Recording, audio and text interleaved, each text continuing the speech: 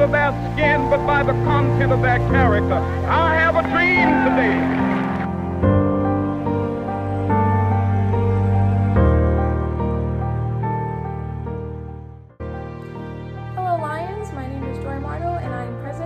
Mountain View's Black Student Union. I want to share a couple of words, but before I do that, I would just like to acknowledge the fact that Auburn Mountain View is on stolen coastal Salish and Muckleshoot tribal lands, and the city of Auburn continues to occupy this land.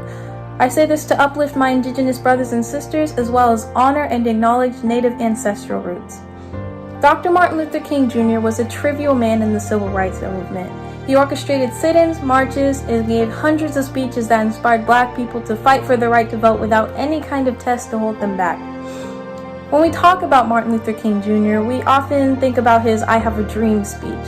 This speech was and is incredibly important because in this speech, he talks about wanting his children to be judged on the content of their characters as opposed to the color of their skin. And he wants them to be able to go to schools with other kids that don't look like them.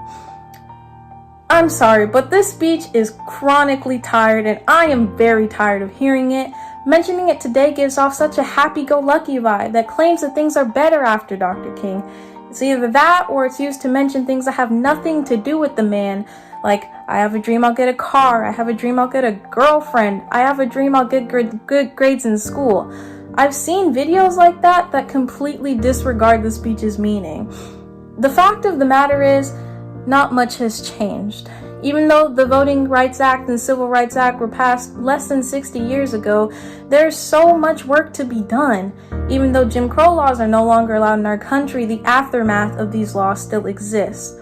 Tactics of voter suppression are used for Black and brown voters. There are incredibly large wage gaps between the average Black family and the average white family, and schools are still segregated, especially in places that no one would ever expect.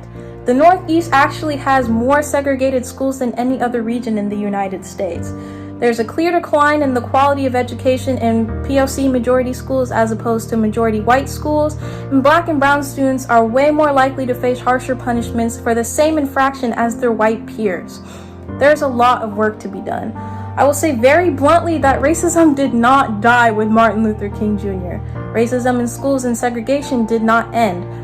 As a Black student, I will tell you firsthand that racism did not end with Martin Luther King Jr. It was there before his time, it was there during his prime, and it lives on after his death. This assembly is about Dr. King's achievements, but we cannot forget that there is a lot of work that needs to be done. The civil rights movement never ended. Hi, my name is Letta Johnson, and I'm a teacher here at Auburn Mountain View. I was asked to share with you all, what does Martin Luther King Jr. mean to me? The first memory that I have of celebrating his birthday happened when I was in elementary school and before it was a national holiday. My mom would let us stay home from school, my brothers and I, and we would learn a little bit about the civil rights movement, some stuff that we didn't get in our classrooms at school. And then when I was in middle school and high school, we did the activities around the I Have a Dream speech, and we got to understand the March on Washington and all of those sort of activities. But if I'm honest with you, I probably felt as removed from the civil rights movement as you guys do now. I would look at those pictures in black and white and I would say, that was from such a long time ago. That's not like what it is now. That was so long ago. But the truth is that Jim Crow laws had ended only 3 years before I was born. 3 years before I was born, Black people in the South had Black only or color only entrances that they were allowed to go to. There were separate water fountains. They were in separate schools. And thinking about that now, when he stood up at that podium in his I Have a Dream speech and he said, I want that my children would live where they will not be judged by the color of their skin, but by the content of their character. This was a very real thing. He was talking about having a time in his life where he would see his children, have people look at his children and just see them for the amazing human beings that they are, and not automatically assuming that they know something about them. I think more now in our society right now, all the things that we've gone through in the last few years, we fully understand what that means. We fully understand how easy it is to get angry when you see situations arise. Anger is the easiest emotion to feel, but it's the hardest one to work through. And MLK knew that if he always worked through the anger of what he was feeling, that things would never change. I get it now, how hard it was for him to say we are going to be peaceful in our protest, that we are going to turn the other cheek. I see now how hard it is. I get the strength of standing in the face of injustice and not accepting it, but fighting against it. In his letter to a Birmingham jail, he said, "Injustice anywhere is a threat to justice everywhere." We are caught in an inescapable network of mutuality, tied in a single garment of destiny. Whatever affects one directly affects all indirectly. We are connected, and we have to care what happens to another person. So it's really super important that when we're having these moments where we're learning about different races and different cultures and different ethnicities, that we don't just go, it doesn't matter because that's not who I am, I'm not part of that group. We're connected. All of us are connected. So I have a question for us now. We're here in 2021. We're still protesting. We're still marching. MLK had a dream, but it's time for us to wake up. And the question that I have for each and every one of you, what are you going to do? Hello, my name is James Lehman, and it is a pleasure to be here with you today. This is not a speech. This is not me preaching to you. This is us having a conversation. This is an opportunity for us to talk about life, to talk about the world honestly, for us to learn, grow, and connect with each other. I remember the first time that I realized I was treated differently because of my skin color. Before I share this story, let me contextualize my lived experience and a little about my story. Obviously, I'm a black male, but what you might not know is I was adopted into a single-parent white family. My mother would later adopt 2 black children who became my brother and my sister. The family who lived right next door to us was a white couple with 1 biological child and 2 adopted black children. So conversations about race were commonplace in my household for as long as I can remember. Now back to this scene that I was talking about. I remember it vividly. I was in 3rd grade, at recess. My friend was going around chatting with different classmates, but was intentionally avoiding me. I would go up to him and ask, "What were you telling everyone?" He said, "I can't tell you." He would then run off. It was a weird moment, and I remember feeling like something was up. Later that day in PE, I asked my friend, "Can you please tell me what everybody was talking about and what you were talking about? And I promise I won't get mad." He sighed and said, "Okay, but you told me you wouldn't get mad.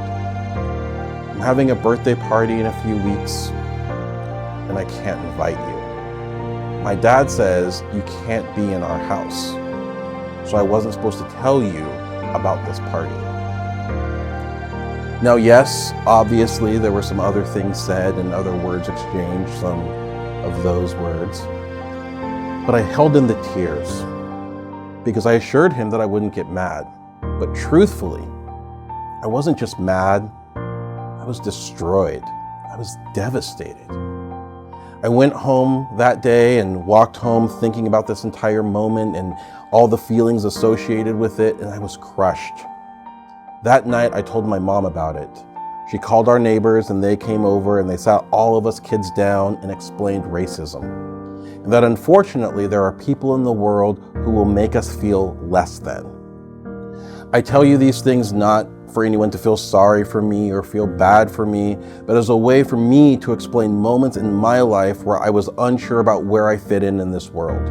Moments where I didn't feel like I belonged. Moments where I felt like I wasn't truly seen. The feeling of being lost in the world, unfortunately, I believe happens to many of us. You, me, adults, your peers, students all over the world. It happens. So how does that relate to Martin Luther King? You're probably asking yourself at this point, who, yes, we are definitely going to talk about. How does my story and all of your stories relate to why we celebrate Martin Luther King 52 years after his passing? I'm going to tell you. But before I do, let me ask you a question. How many of you have heard this phrase with something negative attached to the end of it? Kids these days. You know, every day I get to work with kids these days. I got to tell you, I see you. I see the struggle some days that it takes for you just to hold it all together.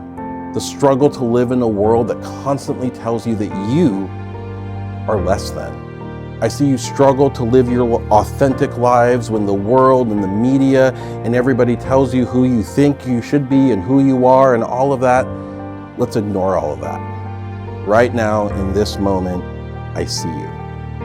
You see, it is foolish to presume that you feel that you can be your best selves each and every day when the soundtrack to your lives and the narrative that you constantly hear is constantly telling you that you are less than. So now we're going to move to MLK. And this leads me to one of MLK's speeches. And it's not a speech that people talk about a lot, but we're going to talk about it today. You see, many don't realize that he was a champion for kids these days. He fought for the kids of that era to have a voice, to stand up, to rise up, and be the best versions of themselves each and every day. 6 months before he was assassinated, King spoke to a group of students at Barrett Junior High School in Philadelphia on October 26, 1967. Here are some of the words, and then I'm going to give you my interpretation of what I think these words mean. Martin Luther King said this: "Number one in your life's blueprint should be a deep belief in your own dignity, your own worth, and your own somebodyness. Don't allow anybody to make you feel you are nobody. Always feel that you count, always feel that you have worth, and always feel that your life has the ultimate significance." King emphasized how imperative it is for kids these days to not be ashamed of themselves, to not be ashamed of living their authentic truths. Your lives have value. You are capable. You are worthy of love and belongingness. Martin Luther King went on to say this: "Secondly, in your life's blueprint, you must have a basic principle, the determination to achieve excellence in your various fields of endeavor." Here's all that means. Decide what to be and go be it. Whatever one's ambitions may be, strive to be the best at it. It doesn't matter what you want to do in life, just go be awesome at it. One of my favorite shows growing up was Boy Meets World. If you haven't seen it, you should check it out. In the final episode, Mr. Feeney said this: "Dream, try, do good." Yes, do good. That is the job of all of us, to go out into the world and do good. Back to Martin Luther King. He concluded with this: And finally in your life's blueprint must be a commitment to the eternal principles of beauty, love, and justice. However young you are, you have a responsibility to seek to make your nation a better nation in which to live. You have a responsibility to seek to make life better for everybody. And so you must be involved in the struggle of freedom and justice. So let me ask you, what are you doing to make every space that you enter better? How are you making this school better? How are you making your community better? How are you making the world better? In my personal opinion, there is no generation better equipped to make this happen than all of you. I say constantly, you are the ones who are going to make this world better. To quote the great John Legend, "The future started yesterday and we're already late. It's your time to lead." As great as your school is, I know that there are many of you who are struggling. I know that there are struggles. There are those of you who are made to feel less than, made to feel insignificant, and struggle to find your place in this world. You see, it's ironic that Martin Luther King is associated with the word dream, when what he really wanted was for kids these days and all of us adults actually to do the antithesis of dream, which is to wake up. He wanted us to be aware of the world around us. He wanted us to be awake and aware to the realities that are on this planet, that there are individuals who need our love. They need us to see them. They need us to help them. They need us to acknowledge the fact that they are feeling hurt, that they are feeling pain, and that there is sadness, and that it's real, and that it's intangible. He wanted us to wake up. So I say to each and every one of you that it's time for us to no longer live the status quo of just being when it comes to life. We've got to do better. We've got to push past the status quo and leave the singing and dancing about the status quo to High School Musical, because your job, our job, is to wake up and see the world around us. Everyone, every person here is truly just looking to be told that you are enough. With all the perceived imperfections that all of us have, with all the perceived flaws, with whatever we have convinced ourselves that makes us feel less than, to you, the person sitting next to you, your family members, you all need to hear this. You are enough. You are so much more than enough. Every person on this planet is looking for the moment when we let them know they're enough and we see them. How are you creating this for others? You see, I think we miss so much of the now. We miss so much of what is right in front of us because we are focusing on what's next. Let us not forget about the good that we can do right here and right now, today. To wake up and treat people a little bit better. You all have the capability to take Dr. King's words and make them vibrant and dynamic and make them come alive. You see, it was Martin Luther King who said people fail to get along because they fear each other. They fear each other because they don't know each other. They don't know each other because they have not communicated with one another. It's time to go, folks. Now is the time that we need to move closer to one another, despite the fact that the world is telling us that we need to be further apart. Now is the time for us to actually take the time to speak to one another. People are tough to take close up, and now is the time to break down the barriers and walls of pain, isolation, and dehumanization that we unfortunately inflict on one another. So now what? How do we do these things? How do we make our school and community and the world better? I know you're saying, James, how do we do that? You've said all this stuff, but now what do we do? Well, I'd like to share with you my list of ways that we can go forth and start doing these things. You see, we are humans first, each and every one of us. Something that we forget so easily. We all feel, we all have highs and lows. We all make mistakes. We all deserve grace. We all need to know that we are each other's medicine, and together we are better than apart. Life can be hard. There, I said it.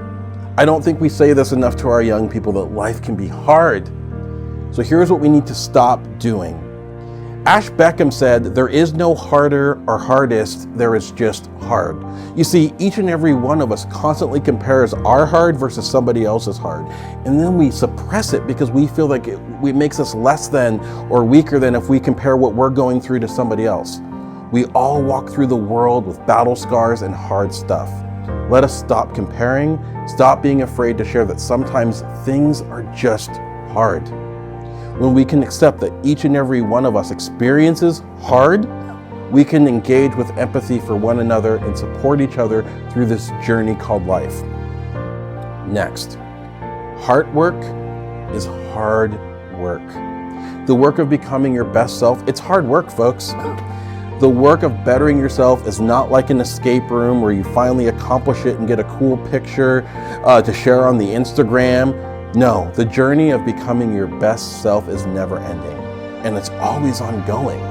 I can tell you that the hard work, though, it's totally worth it. Next, surround yourself with people who make you better. Find your people. Find the ones who fill you with joy and the ones who truly see you. They're going to be so important in your journey.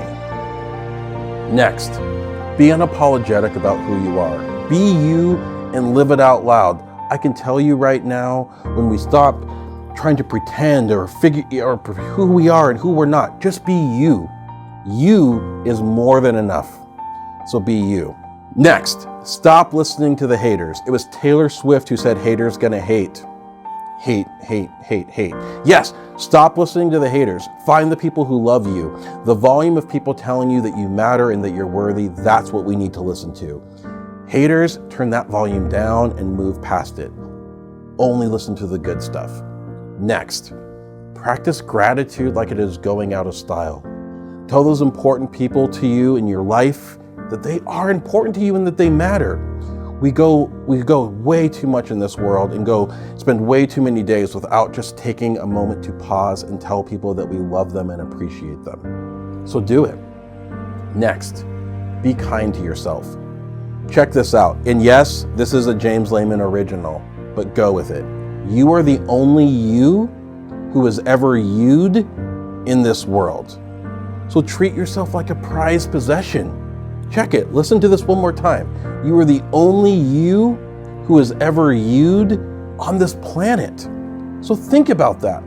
Why would you ever compare yourself to anybody? There is only one you. No other person has accomplished what you have. You are a marvel. You are extraordinary.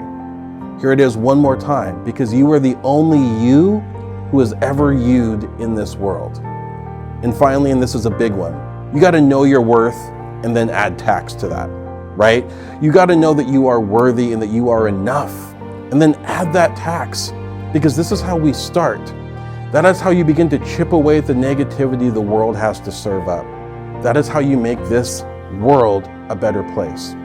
So to wrap this whole thing up, MLK, MLK Day, whatever you want to call it, how do we remember this man? How do we celebrate his legacy and all that he taught us? Well, he actually told us how to do that. You see, a few months before his untimely death, Dr. King spoke to this. Actually, he said these words. Here's what he had to say. If any of you are around when I have to meet my day, I don't want a long funeral. And if you get somebody to deliver the eulogy, tell them not to talk too long. And every now and then, I wonder what I want them to say. Tell them not to mention that I have a Nobel Peace Prize. That isn't important. Tell them not to mention that I have 300 or 400 other awards. That's not important. Tell them not to mention where I went to school. I'd like somebody to mention that day that Martin Luther King Jr. tried to give his life serving others. I'd like somebody to say that day that Martin Luther King Jr. tried to love somebody. I want you to say that I tried to love and serve humanity. Yes, if you want to say I was a drum major, say I was a drum major for justice. Say that I was a drum major for peace. I was a drum major for righteousness. And all the other shallow things will not matter. I won't have any money to leave behind. I won't have the fine and luxurious things of life to leave behind. But I want to leave a committed life behind. And that's all I want to say. Thank you so much for giving me your time. Time is the most precious gift that life affords us. My hope and wish is that we take time to see each other, to listen to each other, and to celebrate each other. If there is anybody who can make it happen, it's kids these days. Thanks so much. I'll see you soon. You are aware that people of color have suffered and are still suffering. They're deemed unimportant and have been marginalized and have been silenced for too long. In this modern time, this should no longer be the case. People always say that young people are the future, the youth will make the change, and from generation to generation, the same phrase is reiterated. But it's about time that we apply that to our daily lives and step into our callings as changemakers, just as Martin Luther King did in his time when he spoke out against racial injustice. He said that he had a dream, and because of that dream, he spent his life fighting for change. And today that dream still exists, but so does the nightmare of a white supremacist society that proliferates whether you acknowledge it or not. If Martin Luther King had waited for someone else to take the initiative and become an advocate for change, then he wouldn't become the icon that he is today, nor would his message transcend time. Life may seem so different from then, and in many ways it is, but that was only 61 years ago. There's still so much more to be done. Now is the time to stand behind our peers and acknowledge the flaws in our systems while fighting by their sides. We've all heard of the movement called Black Lives Matter. This was created to highlight the injustices that Black people face in our country. Some people respond to Black Lives Matter with all lives matter, but it has been shown time and time again that all lives don't matter, nor have they ever mattered in this country. Many people of color have died at the hands of the systems in this country. They're suffering, hurting.